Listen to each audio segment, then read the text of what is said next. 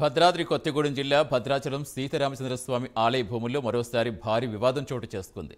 భద్రాచలానికి ఆనుకుని అల్లూరు జిల్లా పురుషోత్తంపట్నం గ్రామంలో 900 ఎకరాల భూములున్నాయి. అయితే ఈ భూములు చాలా కాలంగా అనేక మంది ఆక్రమిస్తున్నారు. ఈ నేపథ్యంలో భూములు రామాలయానికి చెందుతాయని సుప్రీంకోర్టుతో పాటుగా అన్ని కోర్టులు ఆర్డర్స్ జారీ చేశాయి.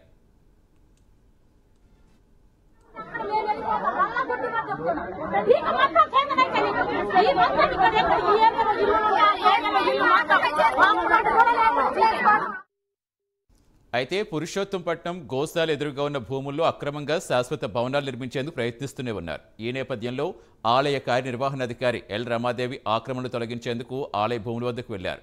దీంతో ఆక్రమణదారులు ఆలయ ఈవో రమాదేవిపై సిబ్బందిపై దాడికి దిగారు.